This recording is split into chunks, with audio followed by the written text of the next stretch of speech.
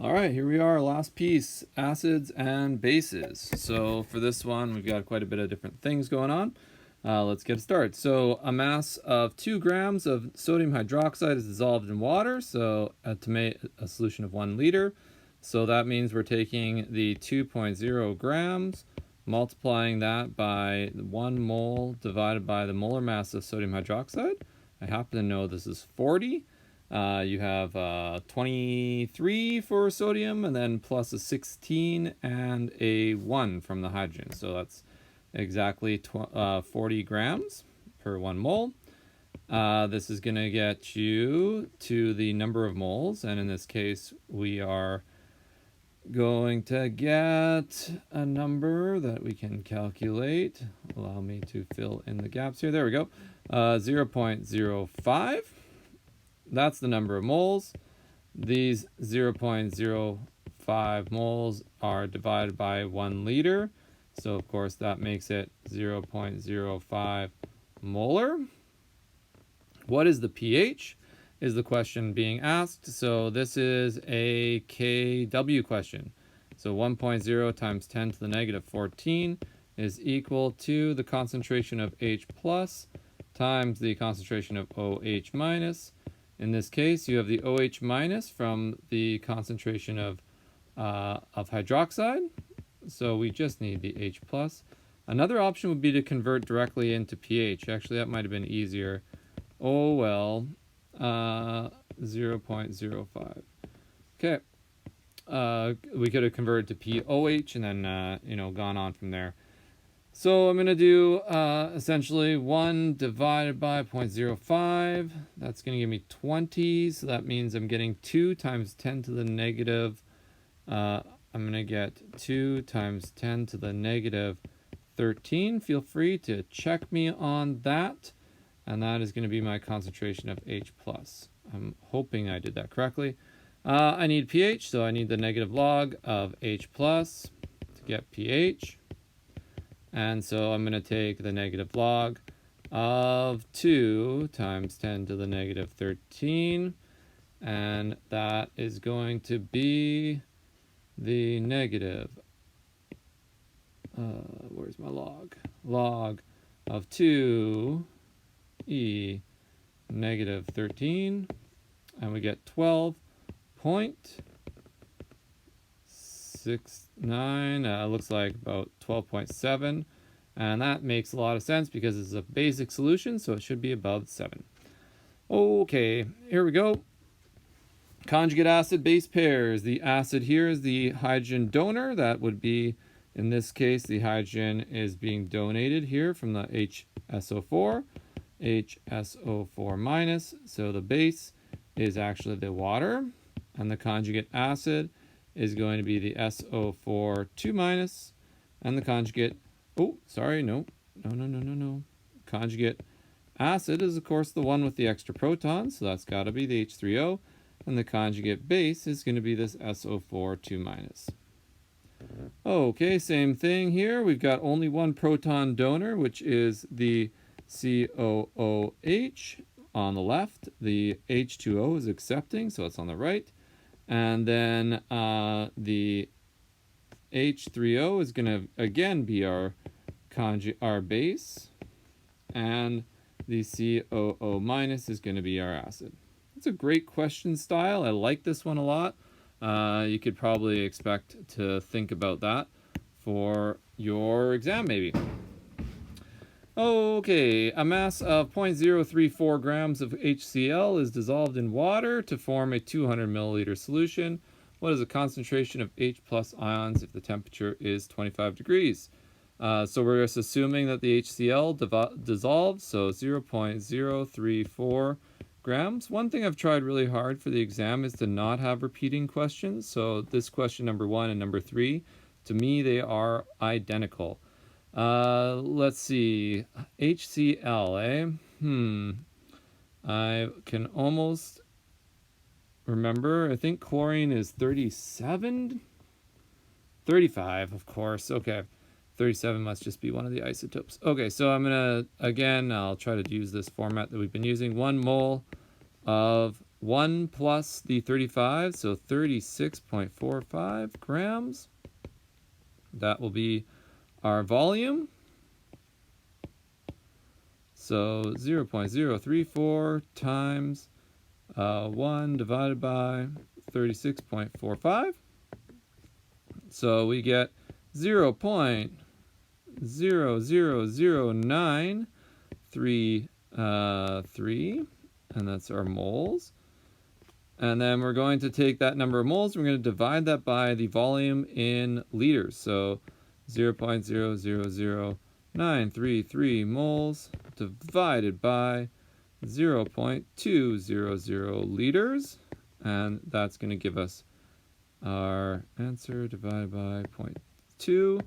And we get 0.00466. So I guess whoever created this exam, whether it might have been even me, they obviously were thinking that in the first question you had to do a base. Now you've done an acid. I think that the work here is pretty much the same, so I wouldn't repeat myself in this case, or at least not now, and not on our exam that's coming up. Negative log of this value, 0.00466, and we're going to get our final thing. So let's go negative, let's clear, let's see if we can get away with this. Log of, no, you can't do your answer. Okay, 0.00466, and we get a pH of 2.33. That's a pretty common pH range for hydrochloric acid. That's about the range that's in your stomach. Okay, so now we've got this one got split over 2 pages here, but that's okay. So acetic acid is water, donates a single hydrogen ion, and suppose we have this many moles dissolved in enough water to give 1 liter of solution. Calculate the pH at equilibrium. So here we have a CH3COOH, choo-choo, and this is going to the H plus CH3COO minus. Initially we have 0.00250 molar acetic acid, and when the solution is initially created or exists in nature, not this actually really is how it happens, but acetic acid is just acetic acid. But anyways, instantaneously it'll go from being 0 to some value that will be based on the Ka value. So we're going to be losing a little bit of acetic acid to form some protons and some CH3COOH.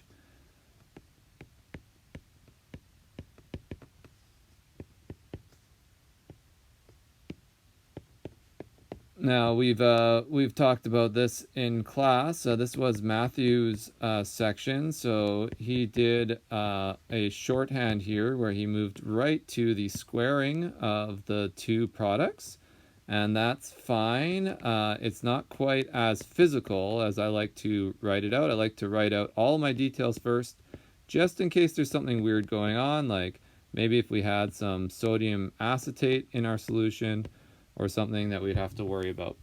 So I like to write it out first, then I like to replace everything with the values I have, x and x, and dividing by 0.00250 minus x. If I've got the calculator for it, I will just solve for this. If I don't, then, and this is going to be our Ka value, which is 1.76.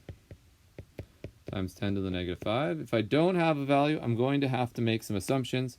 One of those assumptions is going to be that this x is very small compared to the concentration of acid, so we can ignore it. And then treat this as x squared. Okay, so from here we can rearrange and solve, and honestly, if you got this far, then you've got the problem done. I'm not going to read anything else because you set it up correctly. I'm just going to assume that you can that anything else here is going to be a math error. 1.76 times 10 to the negative 5. We're going to multiply that by 0.12 and 250.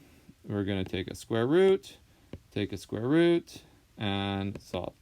But honestly, this setup here, as long as you can set this thing up without even solving it, you don't even have to simplify, this is the answer that I want.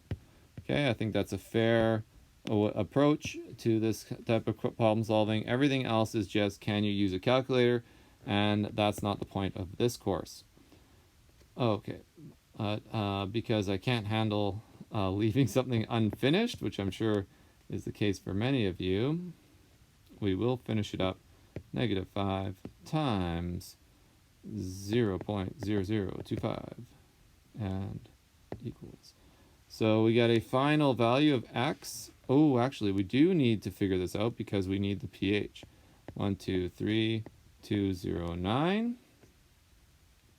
So I'm going to take that answer and I'm going to see if I can. I don't think I can do a log here. So I'm going to have to do log of this, negative log of 0.123209, negative log 0. Oops. And so we get a pH of 3.68. Should be pretty similar probably to the pH we got in our lab on back in December.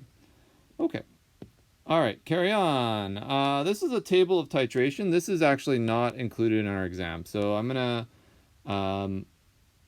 maybe we will do a little bit, just because I am thinking about one question that you might be some benefit in doing it. So let's play around with it a little bit.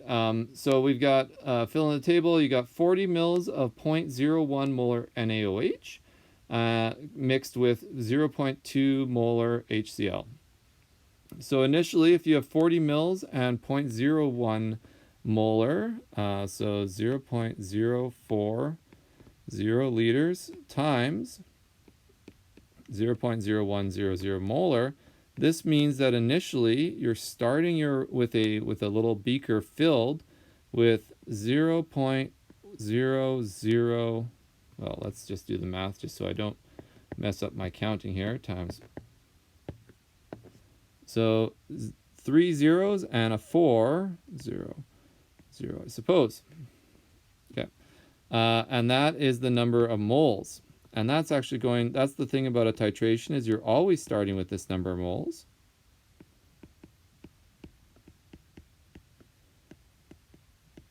Because this is the same container at the whole time. And this is the moles of this. And then you add some HCl. So you do the same deal with the HCl, except you're going to be multiplying by the concentration of the HCl. So we're going to take this number of mils, we're going to be multiplying it by the 0.0200 molar. And so I'm going to do that here, converting to liters first. Okay, so that gives me 0.0001. That's how many moles of HCl I've added. Now we can try that again. Here, 99.9 times 0.02. We get 0.398. We can try again with 20 mils. Oops, 0.02 mils times 0.02. We get 0.1234. And then 20.1, so 0.0201 times 0.02, and we get 0.0000402. So what we can do now is we can compare and we find out how many excess reagents there are. So we take the difference of the larger from the smaller.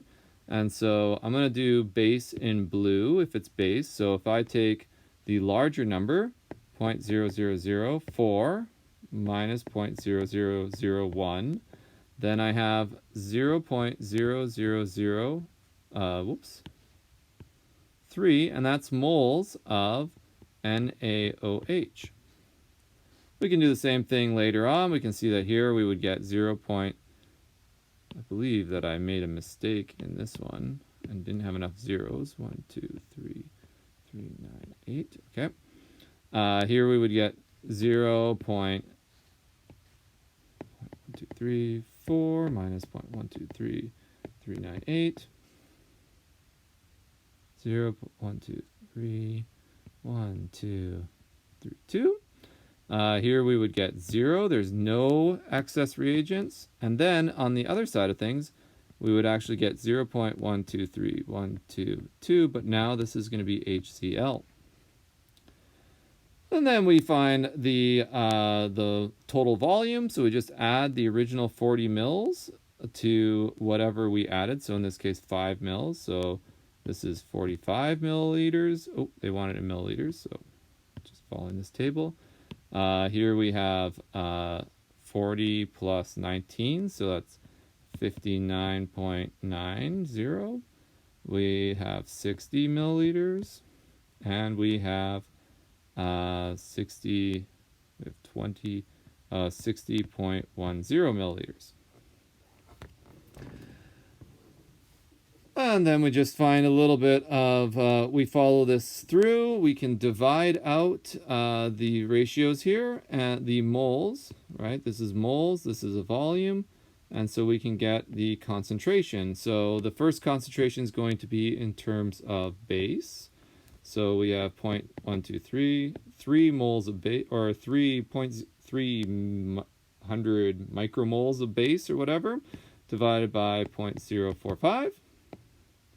So we end up with, that's probably better.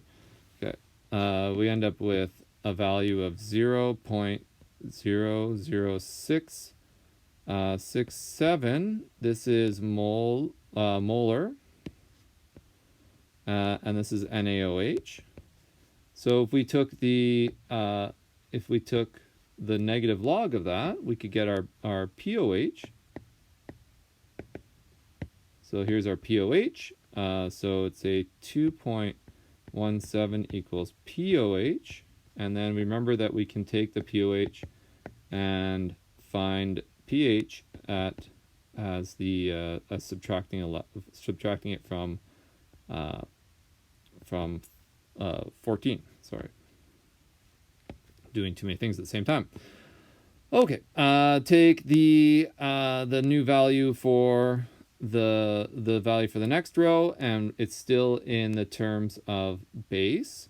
So I'm going to take the leftovers here. The leftover is a very small amount of base divided by the increasing amount of acid, or of volume. So we now get 3 times, let's be as accurate as we can be, 3 times 3.34 times 10 to the negative 5. And if we find the POH of that, negative log of 3.34 E negative 5, we get a POH of negative 4.45. And so that means that for 8, I suppose, for 8. And so that means that our pH has got to be 14 minus 4.48. And so our pH now is 9.52. So we can see the pH has gone down from 11.8 to 9.52 as we added the acid. Now we are at a situation where where there is actually no excess ions, so we have exactly the same amount of ions. So there's no excess, so we know the pH is 7. It's neutral. Acid equals base. And then the last one that they want you to do is just for fun, we're going to go straight to the acid amount. We divide that by our concentration, our new volume. And so we get a concentration of 3.33 times 10 to the negative 5. This is our acid, this is HCl. And so we can take that value and we can now put that straight into the negative log, 3.33 E negative 5. And find the pH now is equal to 4.48. 4, 8. And that should look really interestingly familiar, as it's exactly mirror image to the POH that we saw earlier.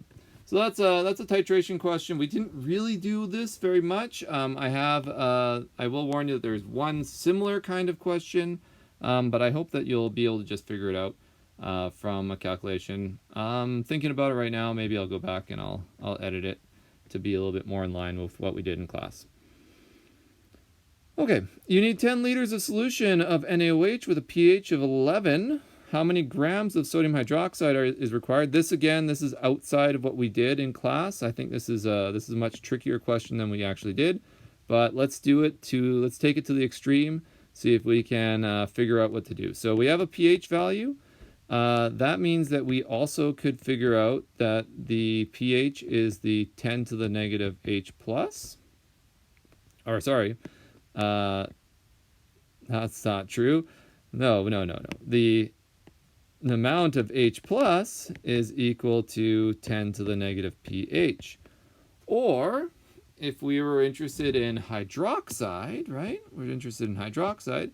It might be more interesting to go straight to the POH and use this equation, that if we could figure out the POH, and then we could use the 14 equals pH plus POH to convert to POH.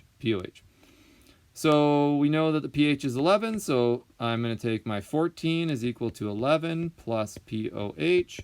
That means that I want a POH of 3.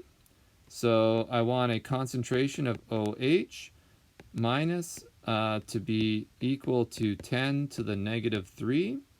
Well, that's an easy conversion. That's 0.123. 1, 2, 3. Yeah. So there we go. So that's what we want. This is the molarity we're interested in. And we need 10 liters of it. So from molarity, we can convert from concentration to N by multiplying by V, or usually write as CV equals N. So take that concentration, 0.001 molar, times that by the volume you need, 10.000 liters, and that will give us 0.01 moles. Okay, I'm lost a little bit of significant figures, but that's okay. And then we can use that same atomic mass that we had earlier to figure it out. This is one of the benefits of dealing with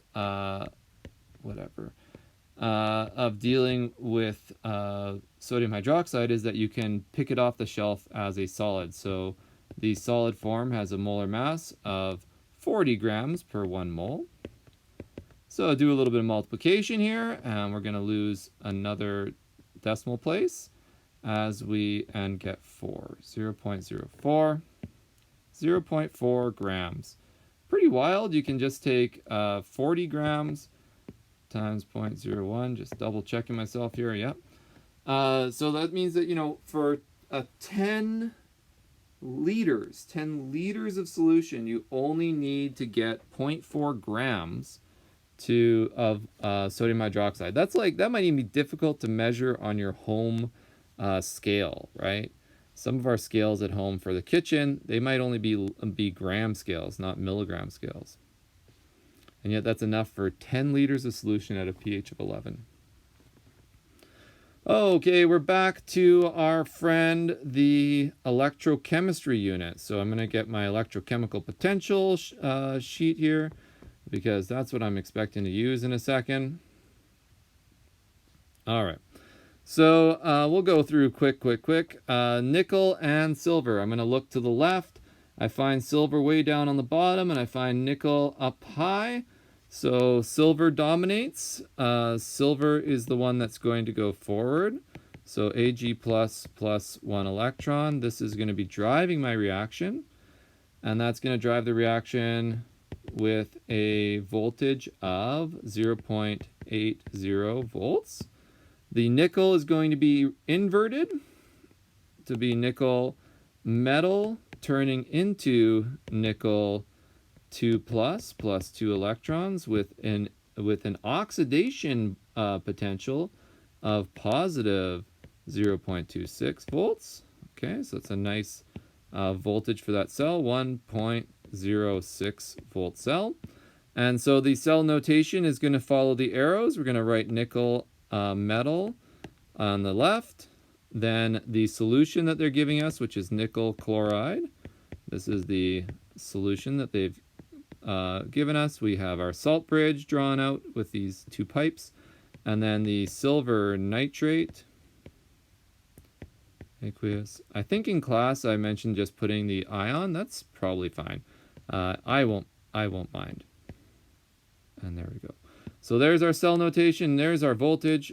Boom. And then use a KNO3 salt bridge and indicate the direction of travel for each ion on the diagram below.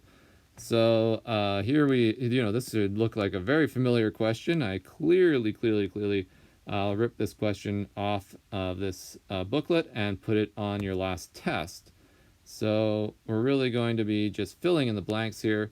We've got a nickel, or on here, nickel. We've got A, which is a nickel, what did we say? Nickel chloride. We've got our C, which is our salt bridge.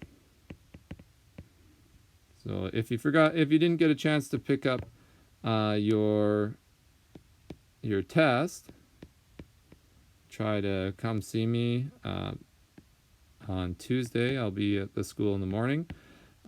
Otherwise, you can pick it up on the exam day, I guess. And then E is the silver nitrate, I believe is what we said. Yeah. Okay. And now the flow of electrons is one that a lot of people got wrong on the last test. So let's see if we can fix that mistake here. We've got silver ions, positive silver ions, leaving the solution to join the cathode. And as they leave solution, you need to fill in this positive gap with positive ions. So positive ions will flow in the direction of the cathode. Negative ions, NO3 minus in this case, because you're using potassium nitrate, will flow in the opposite direction because this solution is gaining nickel ions.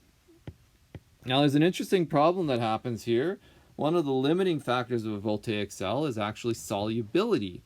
So this nickel has a limited solubility in a solution, just like we covered before. So actually at a certain point, the KSP will start to interfere.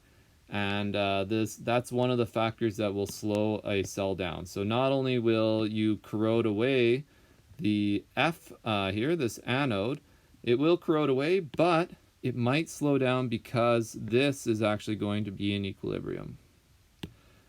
Anyways, that's for interest's sake, that's the last of these videos. Hopefully you found it useful, and we'll see you on